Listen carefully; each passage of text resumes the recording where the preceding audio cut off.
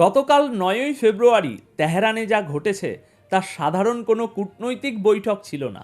এটা ছিল ইরানের সার্ভাইভাল স্ট্র্যাটেজি বা আত্মরক্ষার ব্লুপ্রিন্ট তৈরির দিন। এই উত্তপ্ত পরিস্থিতির মধ্যে ইরান এমন এক চাল চেলেছে যা ওয়াশিংটন থেকে তেলাবিব পর্যন্ত সবার ক্যালকুলেশন এলোমেলো করে দিয়েছে। আজকের আলোচনায় আমরা তিনটি অত্যন্ত গুরুত্বপূর্ণ এবং ব্রেকিং খবর আপনাদেরকে জানাবো, একদম point to point, cut to cut. আজকের প্রথম খবর, ইরানের পার্লামেন্টে অনুষ্ঠিত সেই রহস্যময় ক্লোজ ডোর বা রুদ্ধদ্বার বৈঠক, যেখানে একই টেবিলে ফরেন মিনিস্ট্রি এবং মিলিটারি চিফ, এই দুই বিপরীত মেরু এক হয়েছে। তাহলে এই মিটিংয়ের ভেতরের খবর কি? দ্বিতীয় খবর, ইসরায়েলের অস্থিরতা। খবর আসছে ইসরায়েল নাকি ট্রাম্পের আসল পরিকল্পনা নিয়ে সম্পূর্ণ অন্ধকারে। কেন নেতানিয়াহু তড়িঘড়ি করে আমেরিকা ছুটছেন? আমেরিকা কি পিঠ দেখাচ্ছে তাদের সবচাইতে পুরনো বন্ধুকে? এবং তৃতীয়, যেটি সবচাইতে বিস্ফোরক, ইরানের নতুন ওয়ার্নিং। এতদিন ইরান বলেছে তারা আত্মরক্ষা করবে, কিন্তু এবার তারা বলছে হামলা হলে তারা অফেন্সিভ মোডে যাবে এবং রিজিয়ন থেকে আমেরিকার ঘাঁটিগুলো উপড়ে ফেলবে। এই তিনটি পয়েন্টকে যখন আপনি এক সুতোয় গাঁথবেন, তখন যে ছবিটা তৈরি হবে তা শিউরে ওঠার মতো। চলুন মূল আলোচনায় তাহলে প্রবেশ করি। আজ 10ই ফেব্রুয়ারি 2026 সকাল 7টায় এই খবর পড়ছি। দর্শক চলুন প্রথমে কথা বলি গতকাল 9ই ফেব্রুয়ারি তেহরানে ঘটে যাওয়া ওই নাটকীয় ঘটনা নিয়ে। ইরানের পার্লামেন্ট বাইরে থেকে দেখলে মনে হবে সব স্বাভাবিক, কিন্তু ভেতরে ভেতরে চলছে একটা চরম গোপনীয় সেশন। এটাকে বলা হচ্ছে ক্লোজ ডোর মিটিং। এখন প্রশ্ন হলো, পার্লামেন্টে তো অনেক মিটিংই হয়, তাহলে এটাকে নিয়ে আমি এত হাইপ কেন তুলছি? কারণ এই মিটিংয়ের কম্পোজিশন দেখুন। সাধারণ কোনো কূটনৈতিক আলোচনায় কারা থাকে? পররাষ্ট্র মন্ত্রণালয়ের আমলারা, তাই তো? কিন্তু এই মিটিংয়ে ইরানের ফরেন মিনিস্টার সৈয়দ আব্বাস আরাকাচির পাশে কে বসেছিলেন জানেন? Major general Syed Abdur Rahim মুসাবি। তিনি কে? তিনি ইরানের সশস্ত্র বাহিনীর চিফ অফ স্টাফ। সিরিয়াসলি ভাবুন তো একবার, যখন কোনো দেশের পার্লামেন্ট নিউক্লিয়ার ডিল বা কূটনৈতিক আলোচনা নিয়ে ব্রিফিং নেয়, সেখানে দেশের সর্বোচ্চ সামরিক প্রধান কেন উপস্থিত থাকবেন? এই প্রশ্নের উত্তরটাই হলো আসল খেলা। এর মানে হলো ইরান আমেরিকার সাথে যে নেগোসিয়েশন বা দর কষাকষি করছে, সেটাকে তারা আর কেবল ডিপ্লোম্যাসি বা কূটনীতি হিসাবে দেখছে না, তারা এটাকে দেখছে ন্যাশনাল সিকিউরিটি বা জাতীয় নিরাপত্তার ইস্যু হিসাবে। সোজা কথায়, ইরান এক হাতে কলম ধরেছে ডিল সাইন করার জন্য, আর অন্য হাতে বন্দুকের ট্রিগারে আঙুল রেখে দিয়েছে। এই মিটিংয়ের খবর যাতে বাইরে না আসে, তার জন্য কড়া নির্দেশ ছিল। পার্লামেন্টের প্রিজাইডিং বোর্ডের মেম্বার আলী রেজা সালিমি মিটিং শেষ হওয়ার পর বাইরে এসে শুধু এতটুকুই বলেছেন, আমরা সেশনটি পাবলিক রাখিনি, যাতে আলোচনার প্রতিটি ডিটেল, প্রতিটি সম্ভাবনা মন খুলে আলোচনা করা যায়। দর্শক, এখানেই কিন্তু প্যাটার্ন ব্রেক হচ্ছে। ইরান কেন এত গোপনীয়তা বজায় রাখছে? কারণ ইরান এখন সব কিছুর জন্য প্রস্তুত হচ্ছে। দেখুন, জিওপলিটিক্সে একটা কথা আছে, if you want peace, prepare for war. তুমি যদি শান্তি চাও তবে যুদ্ধের প্রস্তুতি নাও। ইরান ঠিক সেটাই করছে। ভেতরের খবর অনুযায়ী ইরান এখন ডুয়েল স্ট্র্যাটেজি নিয়ে এগোচ্ছে। এক, যদি ট্রাম্প প্রশাসন কোনো সম্মানজনক ডিলে রাজি হয়, যেখানে নিষেধাজ্ঞা উঠে যাবে, তবে ইরান রাজি। দুই, যদি আমেরিকা বা ইসরায়েল কোনো ফাঁদ পাতে অথবা হামলা চালায়, তবে ইরান পাল্টা আঘাতের ব্লুপ্রিন্টও রেডি রেখেছে। এই যে মিলিটারি এবং ডিপ্লোম্যাটিক ফ্রন্টকে এক ছাদের নিচেই নিয়ে আসা, এটা পশ্চিমাদের প্রতি একটা পরিষ্কার সিগন্যাল। ইরান বুঝিয়ে দিচ্ছে তাদের কূটনীতি দুর্বলতার লক্ষণ নয়। তাদের টেবিলে জেনারেল বসে আছেন মানেই হলো আলোচনার ব্যর্থতা, মানেই যুদ্ধের শুরু। দর্শক, আপনারা হয়তো ভাবছেন এ তো গেল মিটিংয়ের কথা, কিন্তু এর ফলে কি যুদ্ধ থামবে? দেখুন, ইরান কখনোই আগ বাড়িয়ে যুদ্ধ চায় না, এটা তাদের ইতিহাস। তারা ব্যবসায়ী জাতি, পারস্যের মানুষ, তারা বাজারের নিয়ম বোঝে। তারা জানে আমেরিকার সাথে ডিল করা মানে ওই শয়তানের সাথে নাচানাচি করা। কিন্তু সেই নাচে যদি নিজের পা বাঁচিয়ে রাখা যায় এবং পকেটে কিছু ডলার ঢোকানো যায়, মানে স্যাংশন বা নিষেধাজ্ঞা সরানো যায়, তবে মন্দ কি। কিন্তু সমস্যা হলো এই নাচটা ইসরায়েল একদম পছন্দ করছে না। আর এখান থেকেই আমাদের দ্বিতীয় পয়েন্ট শুরু। এবার আসুন দ্বিতীয় খবরে। ইসরায়েল মধ্যপ্রাচ্যের একমাত্র সুপার পাওয়ার বলে যারা নিজেদের দাবি করে, সেই ইসরায়েল এখন রাতে ঘুমাতে পারছে না। কেন জানেন? কারণ ইসরায়েলি মিডিয়া এবং তাদের পলিটিক্যাল অ্যানালিসিসটা চিৎকার করে করে বলছে আমরা অন্ধকারে আছি। হ্যাঁ, আপনি ঠিকই শুনেছেন। আমেরিকার সবচাইতে ঘনিষ্ঠ মিত্র, যাদের সম্পর্ককে বলা হয় লোহার মতো শক্ত, সেই ইসরায়েল এখন বুঝতে পারছে না আমেরিকা আসলে কি চাইছে। নেতানিয়াহু এই সপ্তাহেই ট্রাম্পের সাথে দেখা করতে আমেরিকা ছুটছেন। কেন এই দৌড়ঝাঁপ? শুধুই সৌজন্য সাক্ষাৎ? একদমই না। এটা হলো একটা ডেসপারেট রান বা মরিয়া চেষ্টা। ইসরায়েলের সিকিউরিটি এস্টাবলিশমেন্ট বা নিরাপত্তা সংস্থাগুলোর কাছে রিপোর্ট আছে যে আমেরিকা হয়তো ইরানের সাথে এমন কোনো ডিল বা সমঝোতা করতে চলেছে যা ইসরায়েলের স্বার্থের পুরোপুরি বিরুদ্ধে। আচ্ছা, ইসরায়েলের ভয়টা আসলে কোথায়? আসুন একটু গভীরে যাই। ইসরায়েল চায় ইরান সম্পূর্ণ ধ্বংস হোক। তারা চায় না ইরানের নিউক্লিয়ার প্রোগ্রাম বা মিসাইল প্রজেক্টের কোনো অস্তিত্ব থাকুক। তারা চায় জিরো এনরিচমেন্ট। কিন্তু আমেরিকা বিশেষ করে ট্রাম্প প্রশাসন একজন ব্যবসায়ীর মতো চিন্তা করে।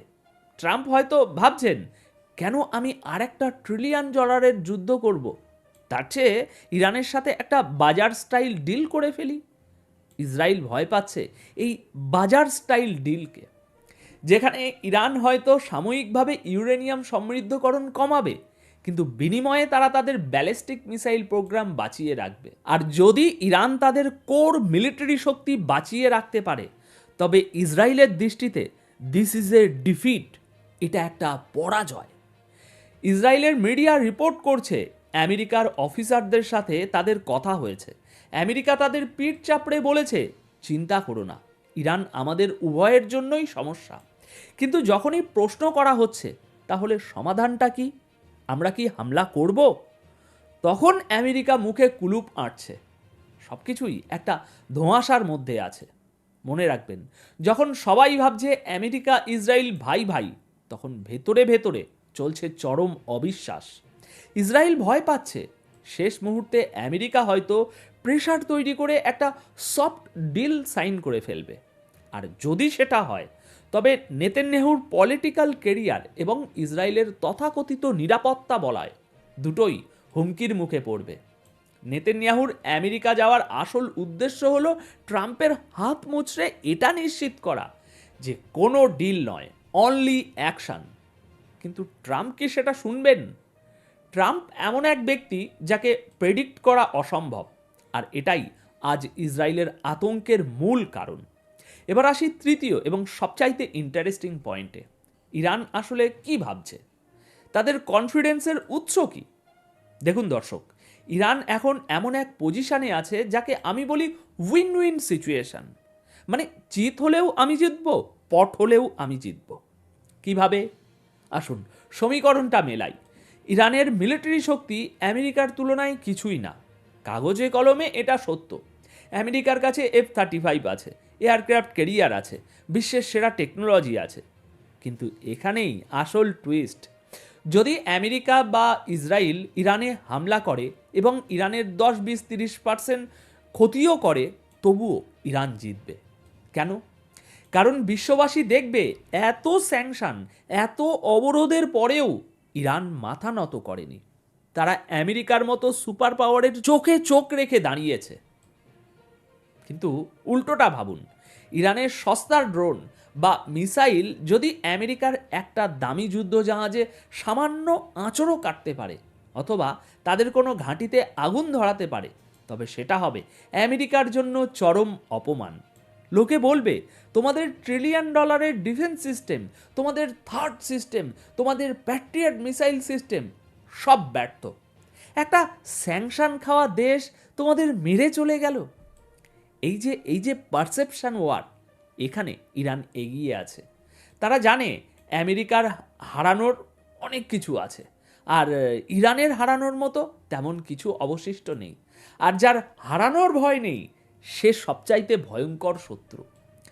এবার শুনুন ইরানের হুমকিটা। ইরানের institute for research in fundamental সায়েন্সের প্রধান মোহাম্মদ জাভেদ লারিজানি, যিনি ইরানের পলিসি মেকিংয়ের অত্যন্ত প্রভাবশালী ব্যক্তি, তিনি আজ একটা বোমা ফাটিয়েছেন, মানে কথার বোমা।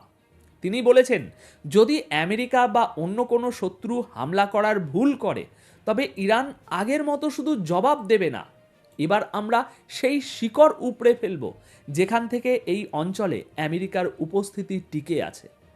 দর্শক, খেয়াল করুন শব্দচয়ন, রিজিয়ন থেকে আমেরিকার পা উপড়ে ফেলা। লারিজানি পরিষ্কার করে দিয়েছেন ইরান এখন ডিফেন্সিভ মোড থেকে অফেন্সিভ মোডে শিফট করেছে।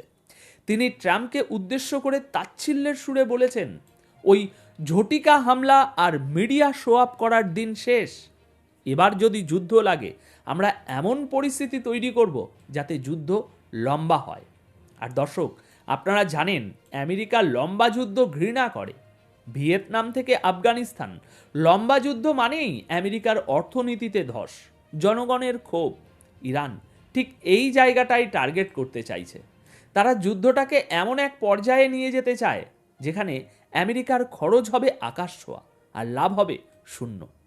লারিজানি আরও বলেছেন, তাদের টার্গেট কেবল ইসরায়েল নয়, পুরো মধ্যপ্রাচ্যে ছড়িয়ে থাকা আমেরিকার সব ইন্টারেস্ট, মানে সৌদি আরব, জর্ডান বা সাগরে ভাসমান মার্কিন জাহাজ, কেউই নিরাপদ নয়। ইরান জানে তারা ওই সামনাসামনি যুদ্ধে পারবে না, তাই তারা পুরো অঞ্চলটাকে একটা রিং অফ ফায়ারে পরিণত করার হুমকি দিচ্ছে। তাহলে দর্শক, পুরো ছবিটা এখন আপনাদের কাছে পরিষ্কার। একদিকে তেহরানের বন্ধ ঘরে জেনারেল এবং ডিপ্লোম্যাটরা মিলে ছক করছেন কিভাবে ডিল করে স্যাংশন সরানো যায়, আর ডিল না হলে কিভাবে আমেরিকাকে দীর্ঘমেয়াদী যুদ্ধে ফাঁসানো যায়। অন্যদিকে ইসরায়েল ভয়ে কাঁপছে যে তাদের বন্ধু আমেরিকা হয়তো তাদের সাথে বিশ্বাসঘাতকতা করে ইরানের সাথে হাত মেলাবে। আর মাঝখানে আমেরিকা, যারা দোটানায় আছে, তারা জানে ইরানে হামলা করা মানে মৌমাছির চাকে ঢিল মারা। এখানে আমার বিশ্লেষণ কি বলে? আমার মনে হয় আমরা একটা বড় পরিবর্তনের সন্ধিক্ষণে দাঁড়িয়ে আছি। ইরান প্রমাণ করে দিয়েছে তারা ইরাক বা আফগানিস্তান নয়। তাদের কৌশলগত ধৈর্য এখন তাদের সবচাইতে বড় অস্ত্র। তারা তাড়াহুড়ো করছে না, তারা জানে সময় তাদের পক্ষে। ইসরায়েল যতই লাফালাফি করুক, আমেরিকা যদি বুঝতে পারে যে ইরানের সাথে যুদ্ধে জড়ানোর খরচ লাভের চেয়ে বেশি, তবে ব্যবসায়ী ট্রাম্প তিনি ডিল করতেই পছন্দ করবেন। আর সেটাই হবে ইসরায়েলের জন্য সবচাইতে বড় দুঃস্বপ্ন, সবচাইতে বড় পরাজয়। তবে একটা কথা মনে রাখবেন, এই অঞ্চলে মিসক্যালকুলেশনের সম্ভাবনা প্রবল। এখন প্রশ্ন হলো আপনাদের কাছে, আপনাদের কি মনে হয় আমেরিকা কি শেষ পর্যন্ত ইসরায়েলের কথা শুনে ইরানে হামলা চালাবে, নাকি ট্রাম্প তার স্বভাবসুলভ ভঙ্গিতে সবাইকে চমকে দিয়ে ইরানের সাথে নতুন কোনো ডিল সাইন করবেন? কমেন্ট সেকশন আপনাদের জন্য খোলা, আমি প্রতিটি লজিক্যাল কমেন্ট পড়ব। আপনাদের মতামত জানান, তর্ক হোক, আলোচনা হোক। যদি আজকের এই বিশ্লেষণ আপনাদের ভালো লাগে, যদি মনে হয় গতানুগতিক খবরের বাইরে নতুন কিছু জানলেন, তবে ভিডিওটিতে একটি লাইক দিন এবং শেয়ার করে বন্ধুদেরও আসল সত্যটা জানার সুযোগ করে দিন। আর হ্যাঁ, যারা এখনও সাবস্ক্রাইব করেননি, কি করছেন? সাবস্ক্রাইব করে বেল আইকনটি চেপে দিন, কারণ পরবর্তী ভিডিওতে আমরা আরও বড় কোনো ধামাকা নিয়ে আসছি।